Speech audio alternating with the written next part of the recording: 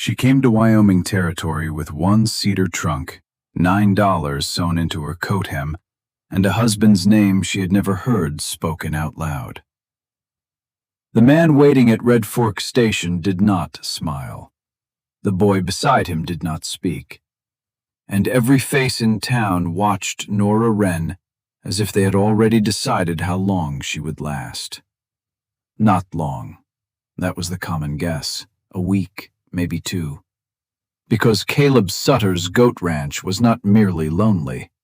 It was one hard season away from being sold for parts. The fences leaned. The house breathed cold through the walls. The boy wore a coat that had been patched so many times the original cloth looked like a rumor.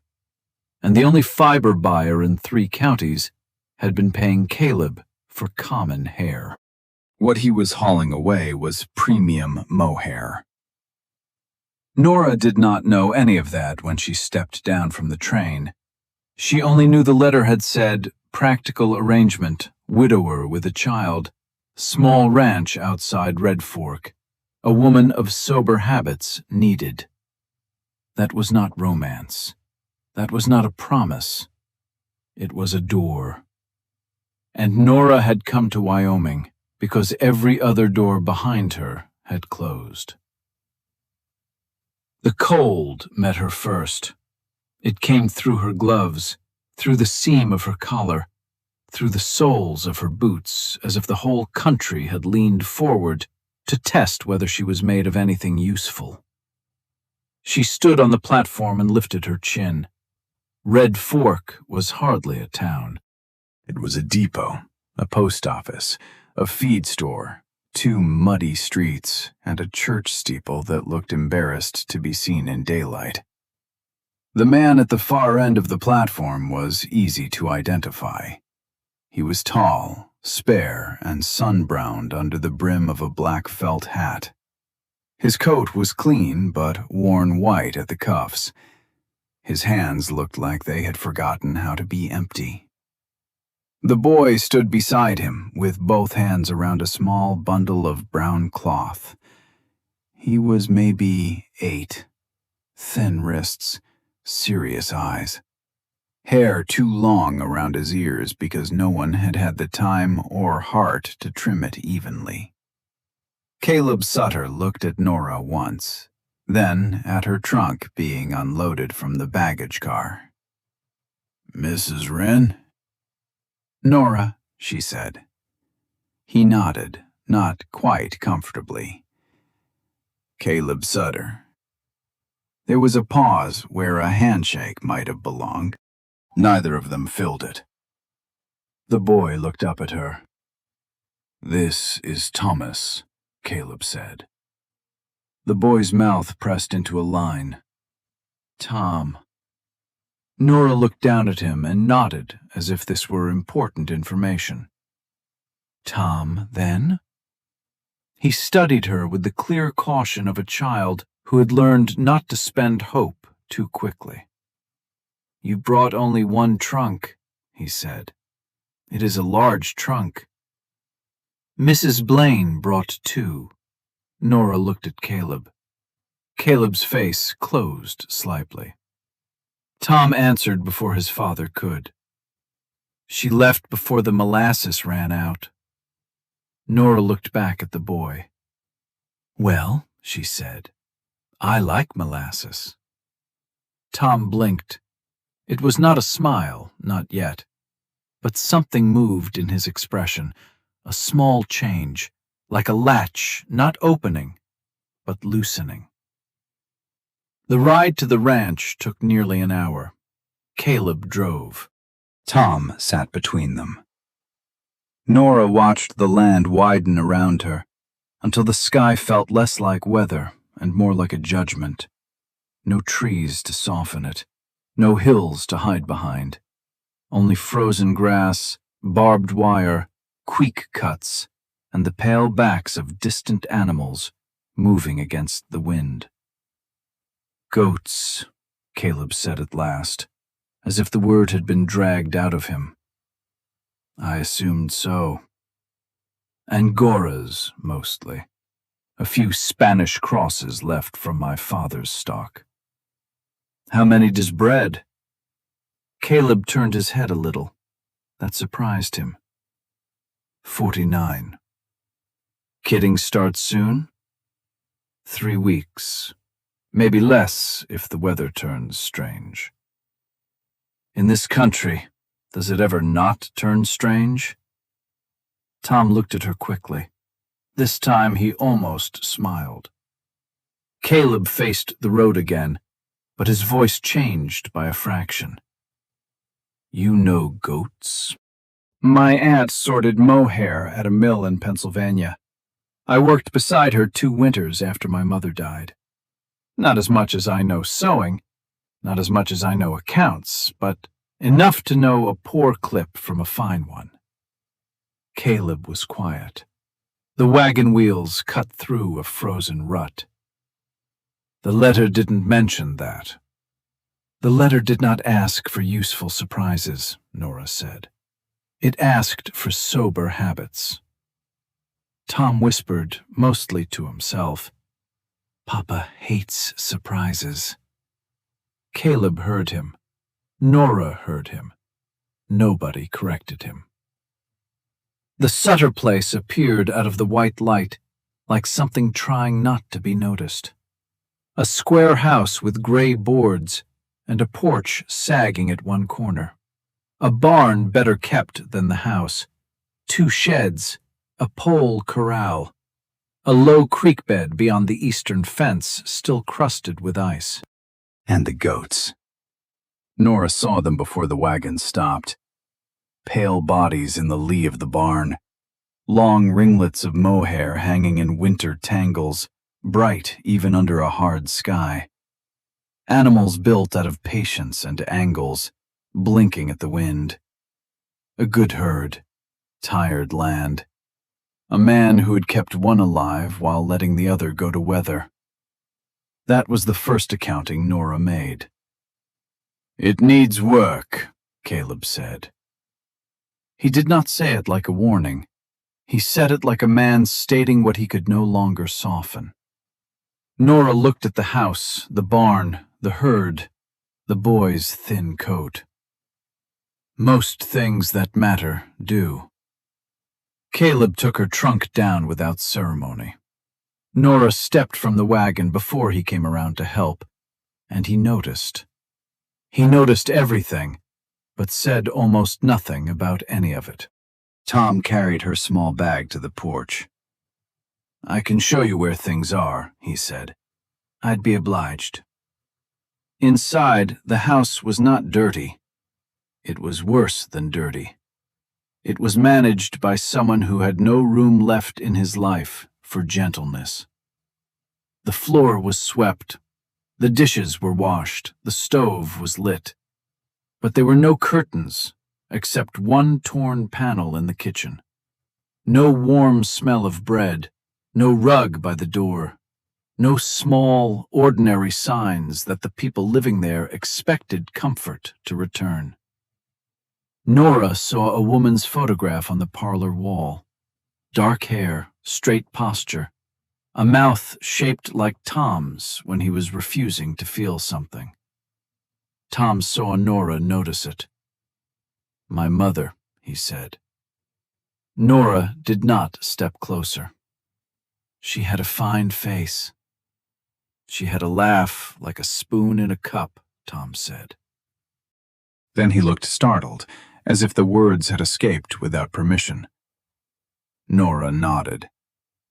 That is the kind of sound a house remembers. Tom stared at her for a moment. Then he looked away. Her room was small and bare, with one window facing the barn.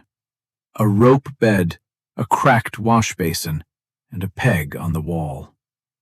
Tom stood in the doorway. You can change things, he said. Papa said. I may, Nora said, but I would rather learn what belongs where before I start moving it. Tom's shoulders eased a fraction. Mrs. Blaine moved Mama's chair. Nora put her bag on the bed. I will not move your mother's chair. He nodded once, very solemnly. That was the first promise Nora made in the Sutter house. She kept it.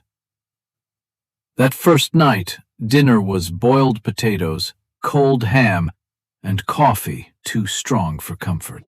Nora did not criticize it. She did not take over the kitchen.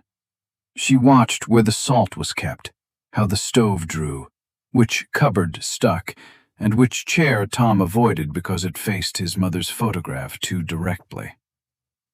Halfway through the meal, she said, "I'd like to see the herd before breakfast." Caleb looked at her over his cup. "It's dark before breakfast." "I know." "It will be colder than today." "I know that too." Tom picked at a potato skin and said, "The gray doe with the crooked horn bites." "Thank you for the warning." "She bites everyone except me." "That makes you valuable." Tom looked pleased despite himself. Caleb looked as though he did not quite know what to do with either of them. The next morning came black and mean. Nora, dressed in the cold, with fingers that did not want to work, wrapped her shawl tight and crossed the yard by lantern light.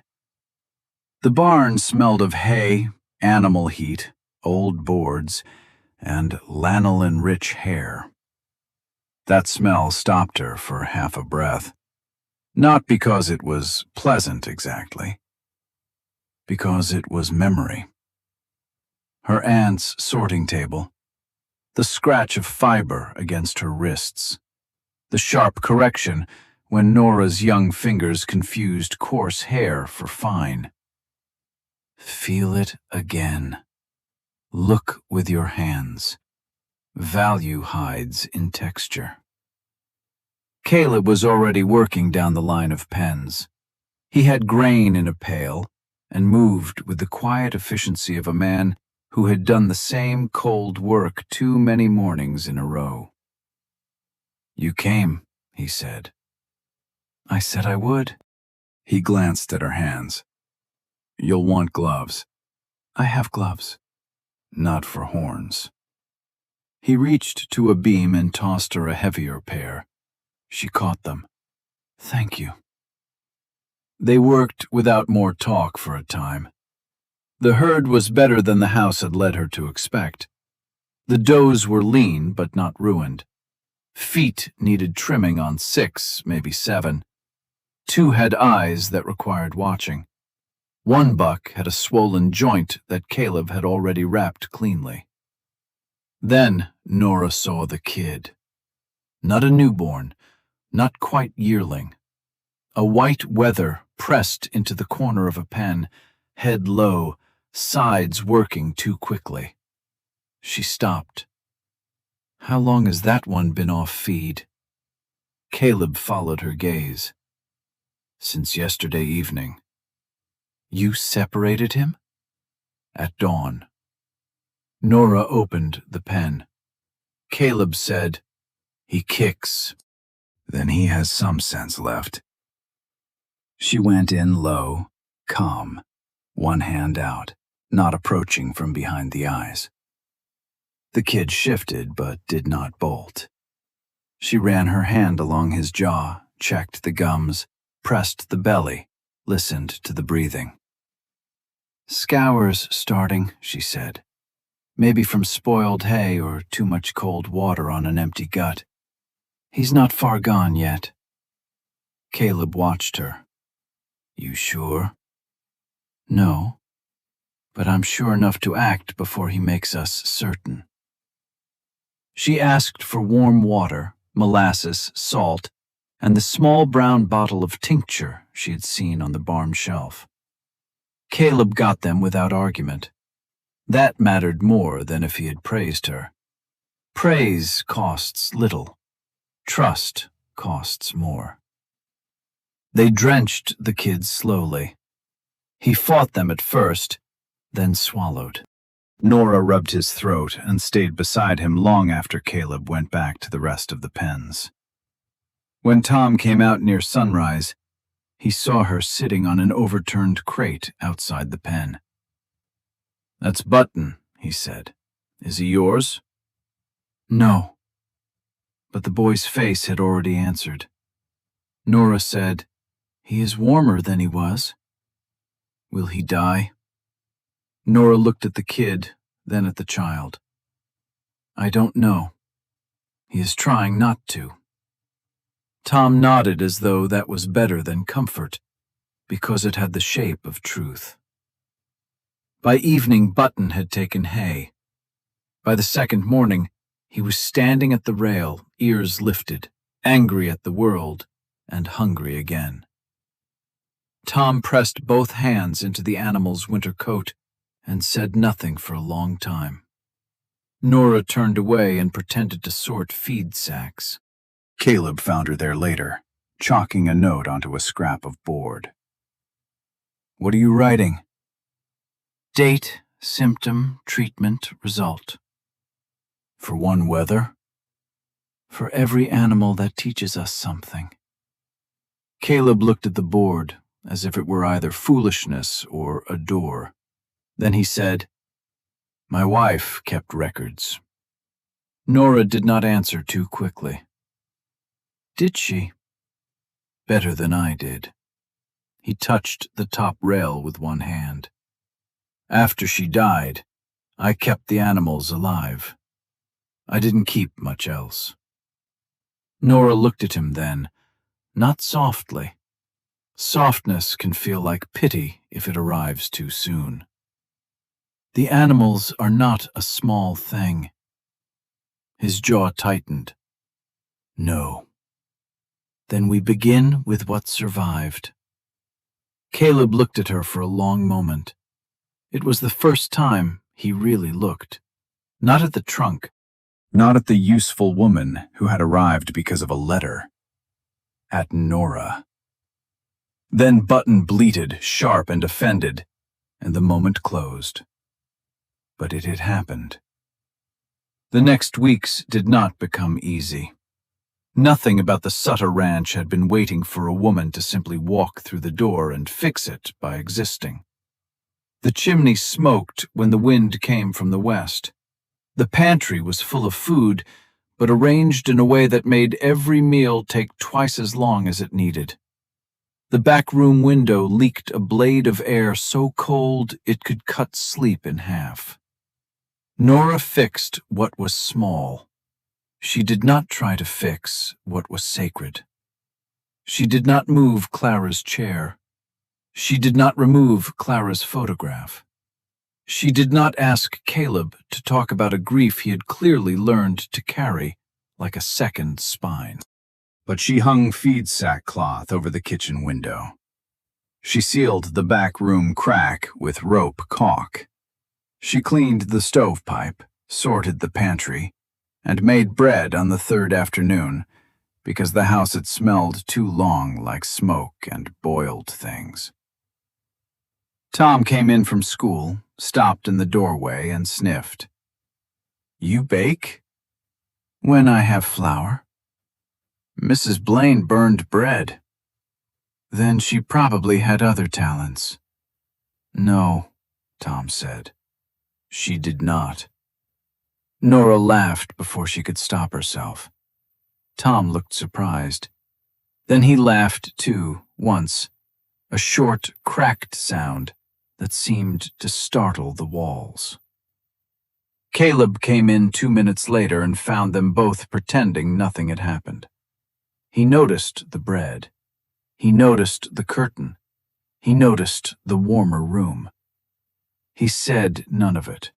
But after supper, he brought in an armload of wood and lit the parlor stove without being asked. The room had not been used much, Nora could tell. Dust lived in the corners. Clara's chair faced the cold window. The other chair faced nothing at all. Caleb stood at the doorway, as if the room required permission. Nora sat with mending in her lap. "You can come in," she said without looking up. "It's your house." He did. Not far, but he did. That was how the place changed, not with declarations, with one chair used again, one loaf cooling on the table, one boy asking whether Pennsylvania had mountains, one man leaving his ledger on the desk instead of locking it away. Nora found the old blue account book in late February. She had asked for household figures, and Caleb had said, "desk drawer." He did not know what he had given her. The book had cracked corners and water stains. The first pages were in Clara's hand, small and ordered. Later pages were Caleb's, larger, hurried, sometimes smudged by dirt or lamp oil. Nora read the feed costs, the freight charges, the debt to Cooperton's yard, the medicine expenses. Then she found the fiber sales. The numbers did not make sense, not at first glance, not at second. By the third pass, her stomach had gone cold in a way the Wyoming weather had not managed. Caleb's clip weights were steady. The herd was producing. The fiber descriptions Clara had written in earlier years were precise enough to trust. Even Caleb's later notes were plain but useful. Fine first clip, good luster, long staple, clean skirt. But the prices paid by Judson Pike, the buyer who came through Red Fork twice a year, were low. Too low. Not bad year low, not transport cost low. Consistently low. 12 cents, 11.5, 10 on skirtings, 13 on the best bags. Nora knew mohair from her aunt's table.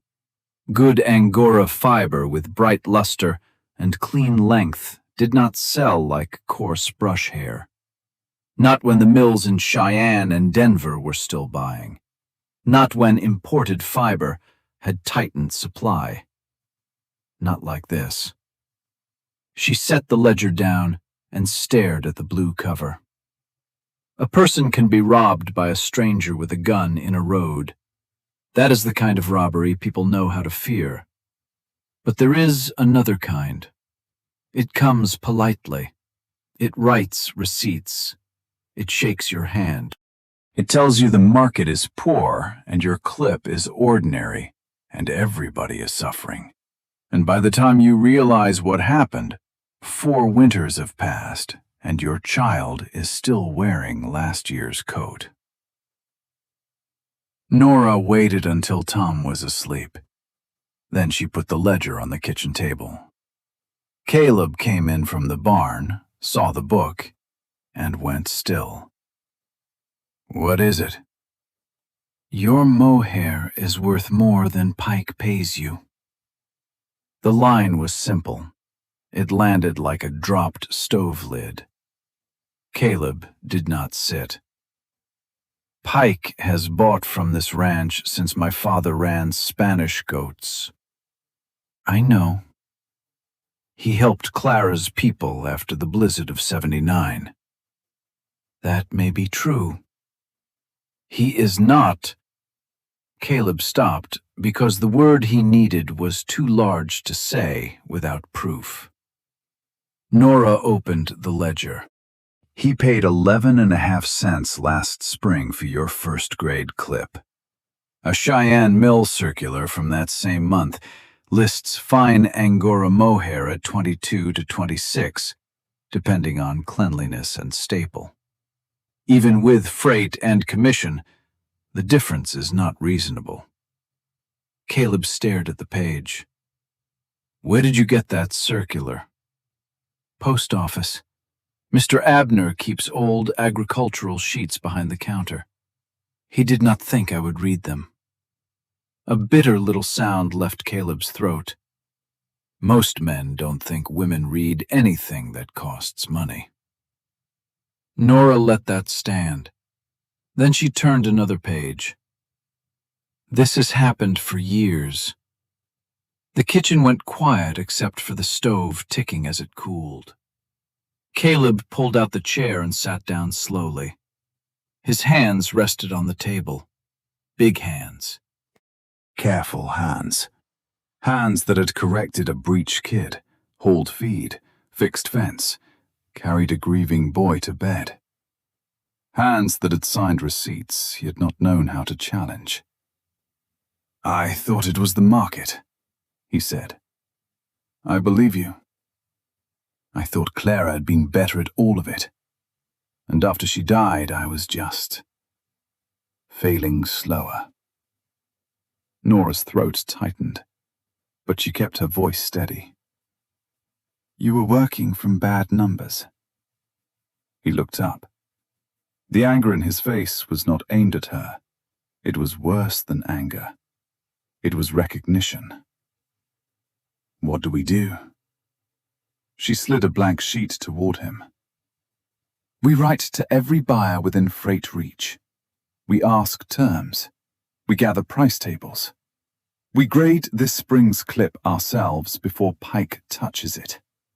And when he comes, you do not stand in front of him with suspicion. You stand in front of him with proof." For the first time since Nora had arrived, Caleb did not ask whether she was sure. He reached for the pencil. "Tell me what to write." Kidding season began with sleet. Of course it did. Wyoming did not offer difficult things one at a time. It stacked them neatly and watched to see what fell first. The first doe kidded in the East Pen just after midnight on March 6th. 2 small bucklings, both loud, both offended by life. Nora recorded them on a brown paper sheet tacked to the barn wall. Doe number, date, twins, condition, notes. Caleb watched her write. "We never kept it that close." "Then we will know more this year than last year." "That doesn't mean we lose fewer." "No," Nora said, "but ignorance never saved anything." He nodded. The days after that blurred into straw, milk, lantern light, and hands that always smelled faintly of animal birth, no matter how hard she scrubbed them. Some does needed no help. Some needed all of it. Tom learned to warm bottles near the stove and carry them without spilling. He learned which towels belonged to the barn and which ones would get him scolded if he took them. He learned to check whether a newborn's mouth was warm. Nora lost the first kid on the 4th day. A doeling too small, born after her twin, breathing for less than an hour. Nora held her longer than she needed to. Then she wrapped the little body in burlap and set it aside. Tom found her at the pump, washing her hands in water cold enough to sting bone. "Did one die?" "Yes." His face changed in the careful way of children trying to decide how much feeling will be safe. "Were you there?" "I was." "Then it wasn't alone." Nora closed her eyes for 1 second. "No." Tom nodded. Then he went into the house and put soup on the stove because he had no other way to help. The worst night came a week later. Sleet pressing found Nora in the barn beside a doe named Juniper, one of the oldest animals in the herd. Juniper was carrying twins. Fever had taken hold before labor had finished, and by the time Nora understood the full trouble, the first kid was stuck, and the second was weakening behind it. Caleb read the situation from Nora's face. "How long?" "Too long." He rolled his sleeves without another question. The next 2 hours became a narrow world. Lantern, straw, blood, steam from animal breath. Caleb's low voice against Juniper's ear. Nora's hands working by memory and touch. Tom standing in the barn doorway in his nightshirt and coat, silent, refusing to be sent away. The first kid came alive. The second did not move. Nora rubbed hard. Caleb cleared the nose. Tom brought another towel. The little body shuddered once and lay still. "Again," Nora said. She did not know whether she meant the kid or herself. She rubbed until her wrists hurt. Then the tiny chest jerked. Once, twice. A thin gasp split the air. Tom made a sound that was almost a sob. Caleb bowed his head. Nora held the kid close to Juniper's flank. "There," she whispered. "There you are." Juniper was not safe yet. Her fever still burned. Her legs shook under her when she tried to rise. Nora mixed warm drench with molasses and salts while Caleb held the doe's head. Tom stood beside the pen, white-faced and stubborn. At some point after midnight, his eyes fixed on Nora. "Mama would have known what to do," he said. The sentence hit the barn and stayed there. Caleb looked up sharply, pain crossing his face so openly, Nora almost looked away. Tom's mouth trembled. "I didn't mean—" "I know," Nora said. She kept her voice calm, because the boy's fear was not that he had said the wrong thing. It was that he had felt the wrong thing. "Your mother knew many things." Tom swallowed. "So do you." The barn went very still. Nora did not reach for him. She did not make the moment larger than he could bear. She only said, "Tonight, we are all using what we know." Tom nodded. Caleb turned back to Juniper, but not before Nora saw his face. There are men who cry loudly, and men who do not cry at all. And then there are men like Caleb Sutter, whose grief moved once across his eyes and vanished before it could ask anything of anyone. Juniper's fever broke at 3 a.m, not dramatically. The change came in the rhythm of her breathing. Less panic, more depth. Nora felt it under her palm before she trusted it. "She's turning," she said. Caleb reached over the rail and touched the doe's side. He closed his eyes for one breath. Tom had fallen asleep sitting on a feed sack, his cheek against the barn post. Caleb lifted him carefully, and the boy did not wake. At the barn door, Caleb paused with Tom in his arms. "You'll stay?" "With Juniper?"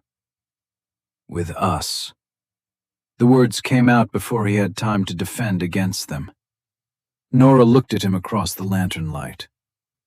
"I am here," she said. It was not an answer to everything, but it was the answer she had.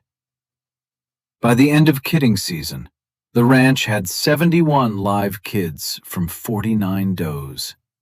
7 losses. Caleb said the number twice, as if repetition would prove it. 71. "It is a good season," Nora said. "It is the best season since Clara got sick." He did not flinch after he said her name. Nora noticed that. Tom noticed, too. Afterward, he went to the pasture fence and watched the kids discover running. Young goats run as if the ground is a suggestion. They bounced sideways, crashed into one another, sprang straight up for no reason, and came down surprised to still be alive. Tom laughed. Not politely, not carefully. He laughed with his whole face. Caleb stood beside Nora on the porch and watched his son. That sound has been gone from this place a long time, he said. Nora did not look at him. It came back. He was quiet. Then, Pike comes in 3 weeks. Yes. I wrote to Rawlins, Cheyenne, Denver. I know. I posted the letters. One reply came. Nora turned. From who? The Cheyenne Textile Company. He took a folded letter from his pocket and held it out. Nora read it in the porch light. Clean Angora first clip. 23 cents guaranteed. 26 for premium bright staple after inspection. Freight to be deducted at standard rate. Her pulse changed. There it is, she said. Caleb looked toward the pasture. We've been taking 11. 11 and a half, some years. That does not improve it. No. His hand tightened on the porch rail.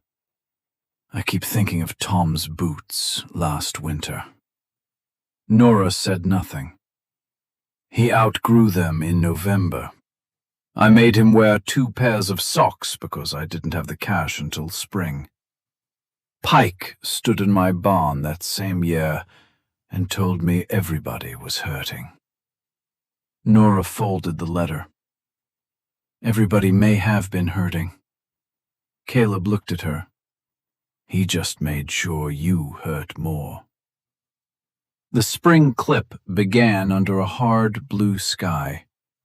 A shearer named Felix Marr came through Red Fork with 2 horses, a set of blades, and shoulders like bundled rope.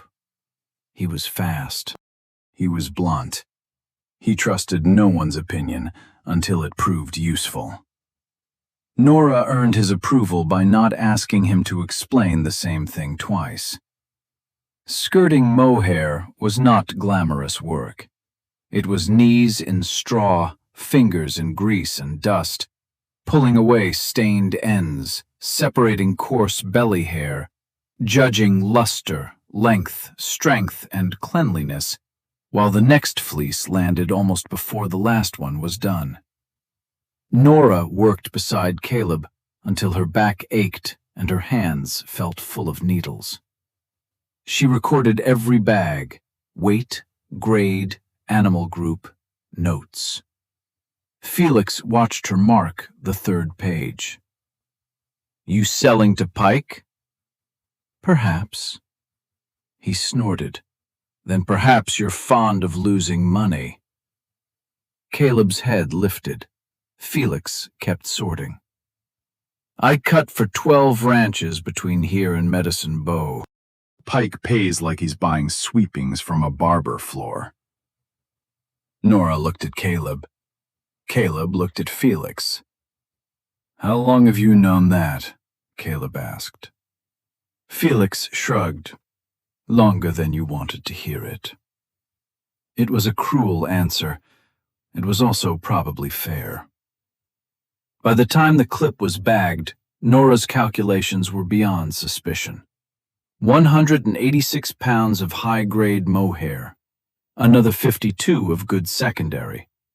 Under Pike's old pricing, Caleb would clear barely $29 more than feed debt demanded.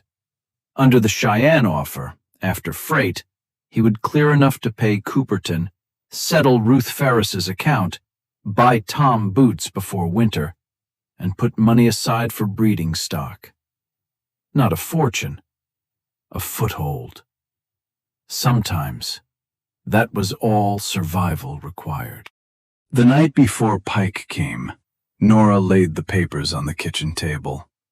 The old blue ledger, the Cheyenne letter, a Denver price circular, Felix Marr's signed grade note, which he had given with the cheer of a man enjoying trouble that was not his, Nora's own weight sheet. Caleb looked at the papers in silence. Tom sat beside the stove, pretending to read. "Will Mr. Pike shout?" he asked. Caleb answered before Nora could. "He may." "Will you shout?" "No." Tom considered this. "Will Nora?"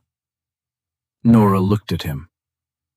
"Only if the barn catches fire." Tom accepted that.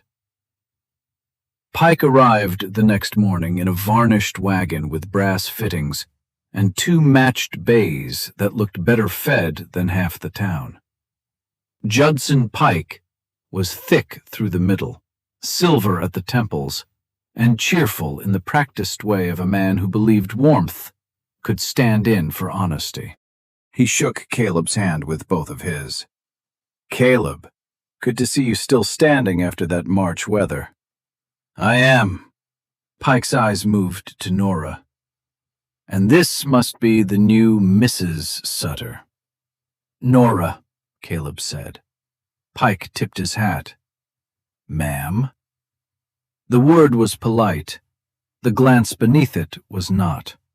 It asked a question without saying it. "Are you temporary, or must I deal with you?"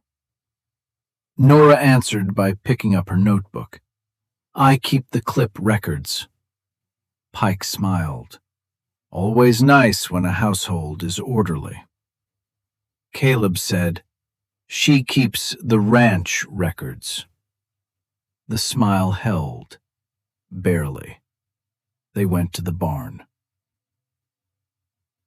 They inspected the bags with professional hands. Nora gave him credit for that. He knew fiber. He pulled samples, tested staple strength, turned the bright locks in the light, and for a moment forgot to perform.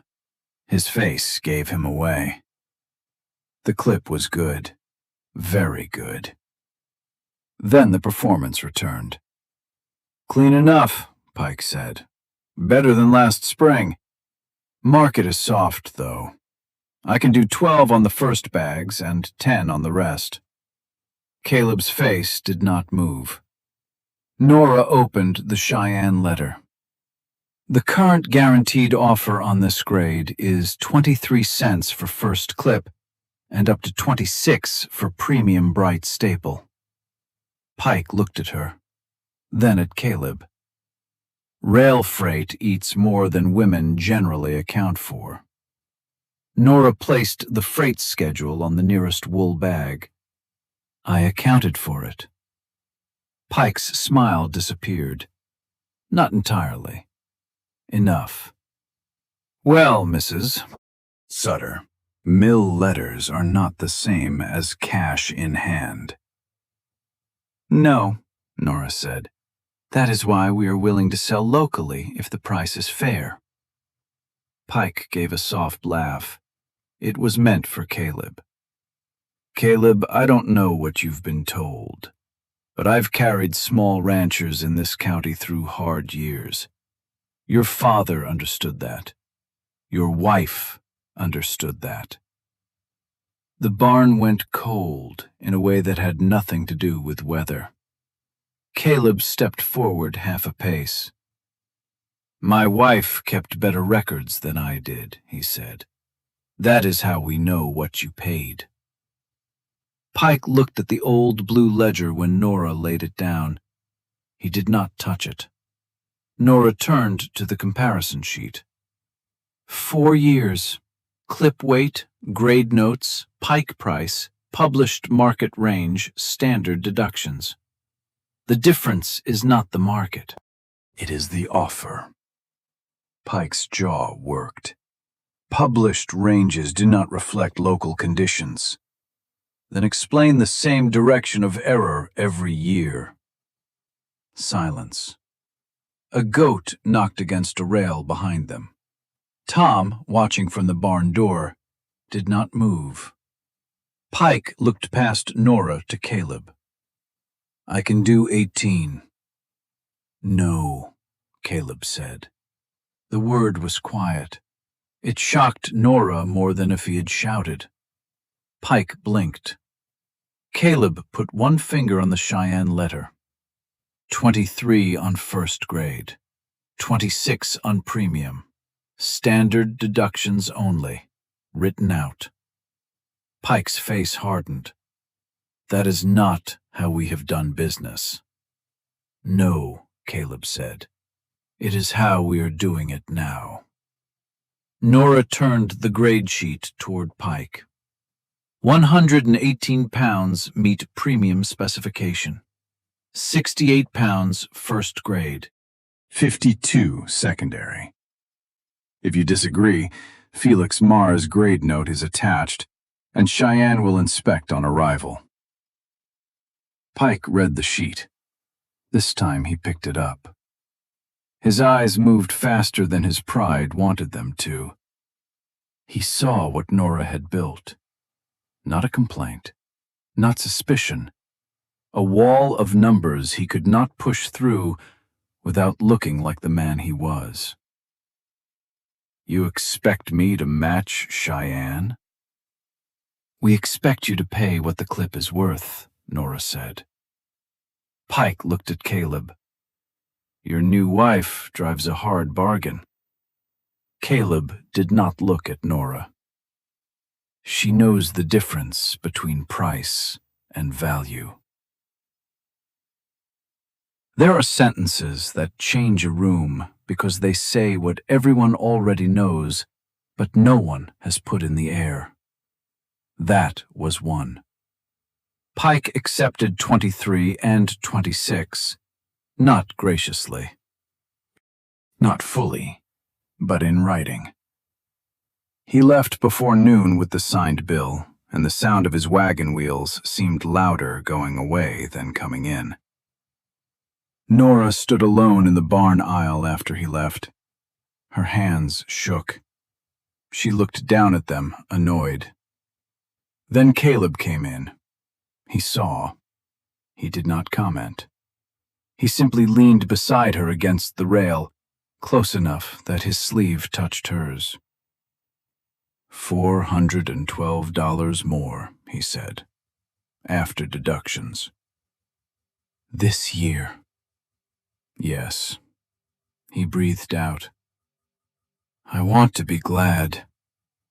You can be. I am too angry. You can be that too. He looked at the bagged mohair. I should have seen it. Nora turned toward him. You saw a herd through grief. You saw a boy through losing his mother. You saw winter through with no margin. Do not insult that work because you missed one predator wearing a good coat. Caleb's mouth tightened. For a moment she thought he might turn away. Instead he looked straight at her. I don't know what to do when you say things like that. Believe me, perhaps. That almost made him smile. Almost. News moved through Red Fork in the usual way. Nobody announced it. Everybody knew. By Saturday, Abner at the post office greeted Nora by name. Ruth Ferris asked whether she might look over a supplier note. Cooperton from the yard came out from behind his counter to ask about freight schedules, as if he had not once doubted Nora could read a bill of sale. Nora did not preen. She did not pretend surprise. She answered what she knew and admitted what she did not. That, in Red Fork, did more than charm ever could. Tom noticed first. People look at you different. People often do after numbers change. No, he said, not the money. You. Nora tied a sack of flour closed. How do they look? Like they might need you. She paused. That was not a small thing to hear. Need is heavier than admiration. Need asks whether you will become part of the structure. That evening, the payment draft arrived. $876, the largest number Caleb had ever placed on the kitchen table. They did not celebrate at first. They made a list: feed debt, store account, blacksmith bill, boots for Tom, roof patch, seed for the kitchen garden, reserve. Each line took away money. Each line gave back breath. When the debts were paid, the ranch did not become rich. It became less breakable. That was better. By June, the house had changed enough that even strangers saw it. The porch no longer sagged. Caleb fixed it over 2 days with lumber from Cooperton's yard, and Nora painted the front boards a warm white that made the whole place look startled to be clean. Tom painted the bottom rail and got more paint on his cuffs than the porch. Caleb watched him, then pretended not to. The kitchen garden came back under Nora's hands. Beans, onions, squash, a line of herbs she coaxed from seed as if they were shy animals. The new ledger sat on the parlor desk, not hidden. Nora kept the market letters, household expenses, and fiber records. Caleb kept herd notes, breeding plans, land costs, and repairs. Their handwriting occupied opposite sides of the same pages. At first, this felt practical. Then it became something else, a shared way of seeing. Ranch work continued to be ranch work.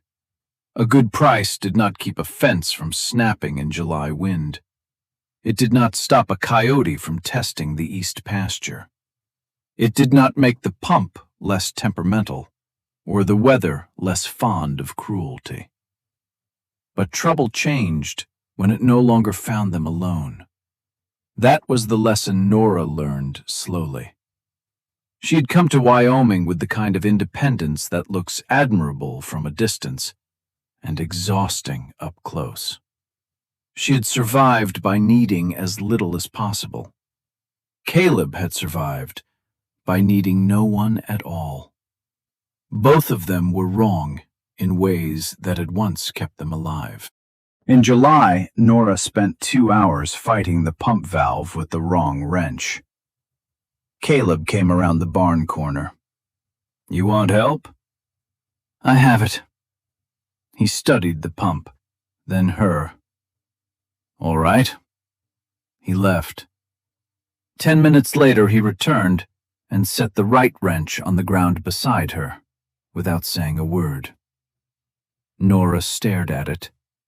Then she used it. The valve turned in one clean motion.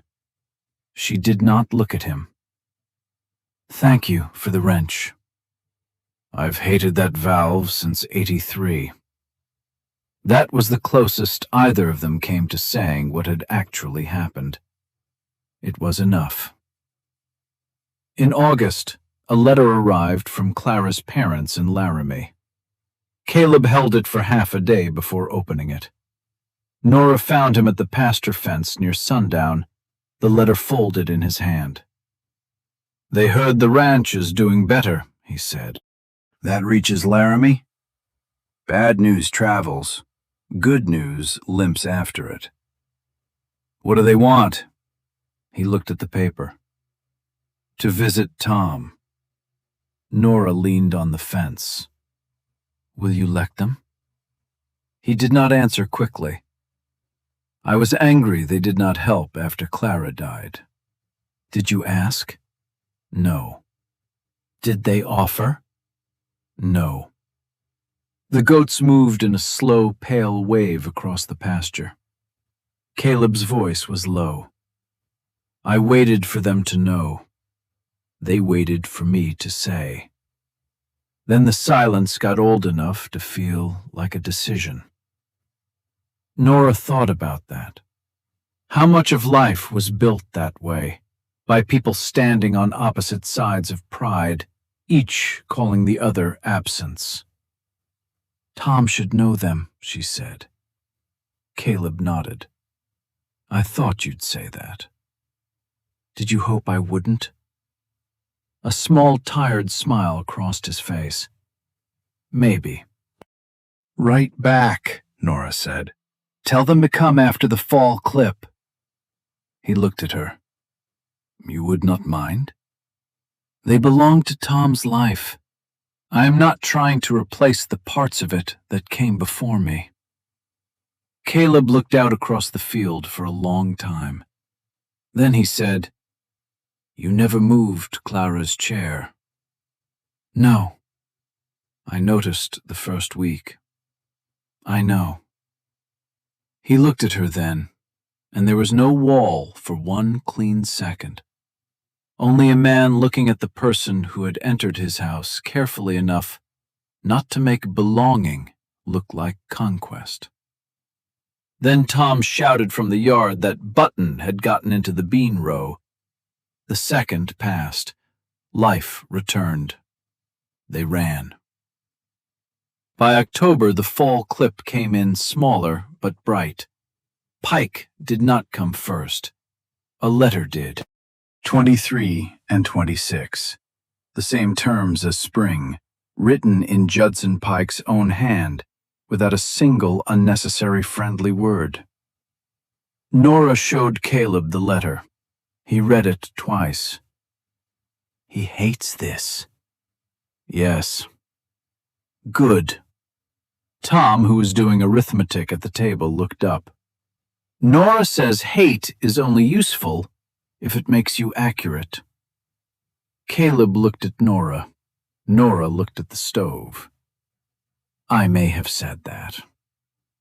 The fall payment was not as large as spring, but it was honest.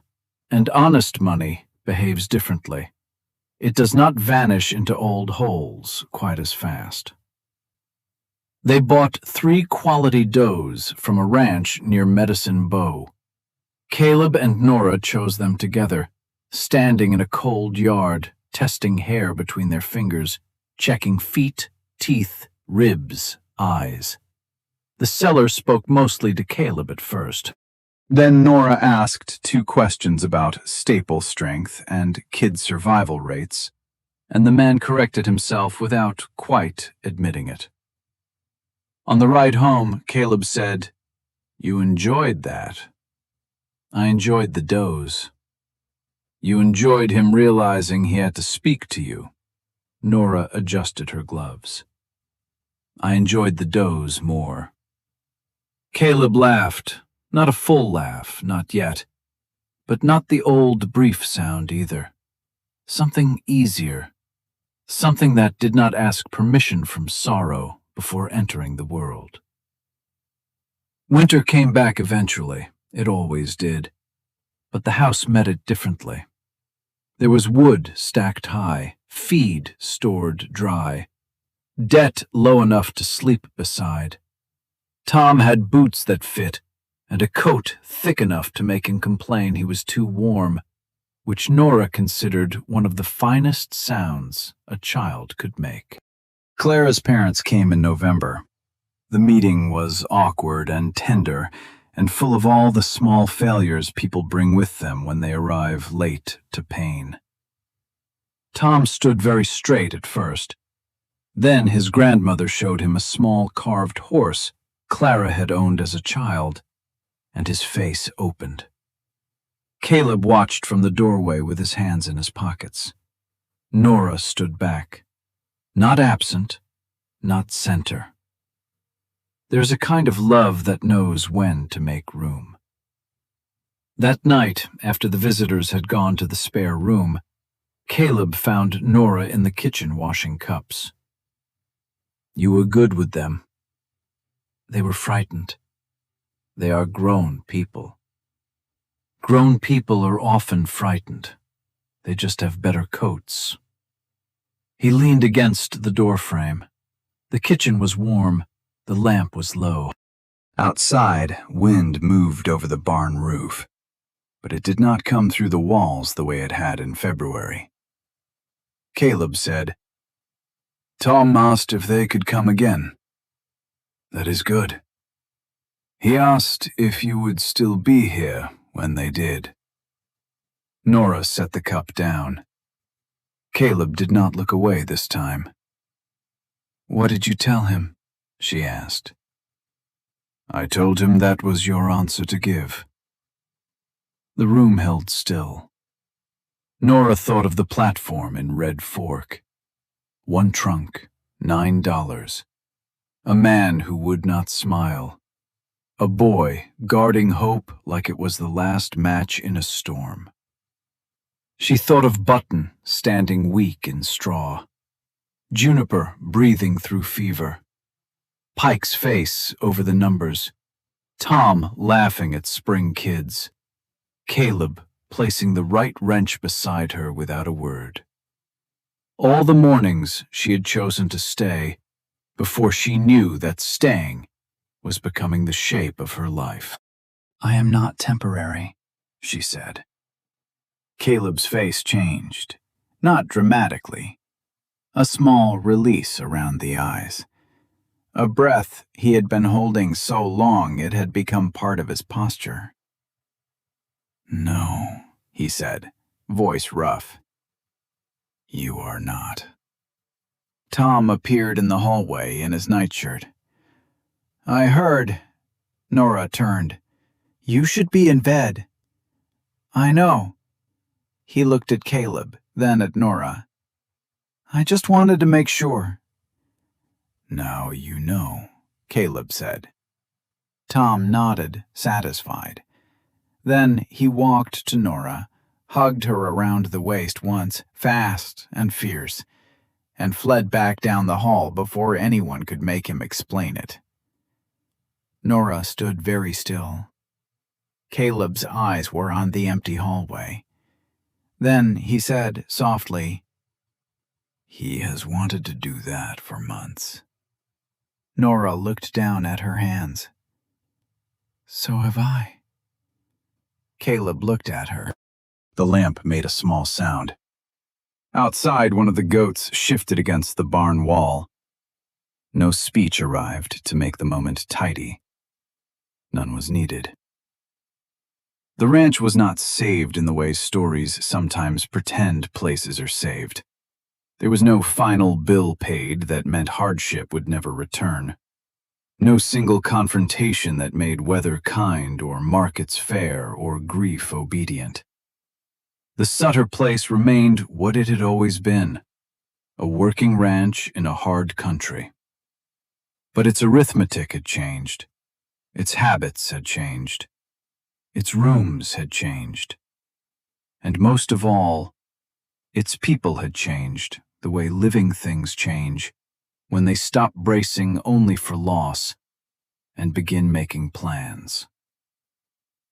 By the next spring, the herd had grown to 231 head. The new does kidded well.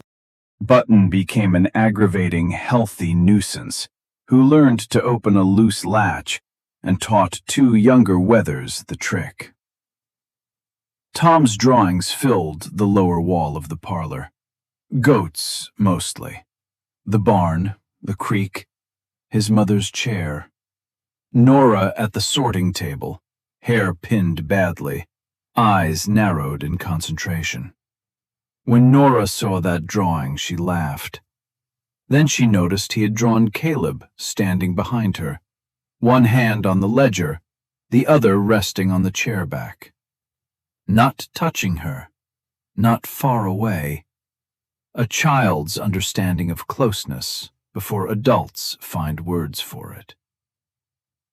In June, Ruth Ferris brought Nora another family's records. Then Cooperton sent a neighbor. Then Abner from the post office asked whether Nora might explain to his niece how to read freight charges without being cheated. Nora never called it work. She called it looking at what was there. That was the lesson she had carried from the mill table to Wyoming. Look with your hands. Look with your eyes. Look at the number beneath the story someone is telling you. Do not let politeness price your life for you. On the first warm evening of that second summer, Nora walked to the west pasture with Tom. The herd grazed in gold light, their long coats moving like pale water across the hill. Button stood in the middle, full-grown now, chewing with the smug dignity of an animal who had once been dying and had since decided the whole ranch belonged to him. "You saved him," Tom said. "I helped him. He lived because you stayed." Nora looked at the boy. Tom leaned on the fence rail, taller than he had been when she arrived, less careful with his hope. "She stayed," he added, as if speaking to the pasture itself. Caleb came up behind them carrying a length of rope. "What are you two deciding?" Tom answered before Nora could. "That she stayed." Caleb rested his arms on the fence. "Yes," he said. The three of them looked out over the animals. The wind moved through the grass, not cruel now, not gentle either, just wind, the kind that keeps coming whether a house is ready or not. Nora thought of all the things she had believed she needed when she stepped off the train: a wage, a roof, a place not to be turned out of before spring. She had needed those things, but what she found was harder and better. A place that did not need a miracle, a man who did not need rescuing, a child who did not need forgetting, a herd that did not need pity. All of it had needed the same thing: someone willing to look closely enough to see what was still alive. Nora had looked. She had stayed. And in the end, the ranch had done what living things do when they are given truth, labor, and time. It held. The gate held, the house held, and the life she had not come looking for held her back.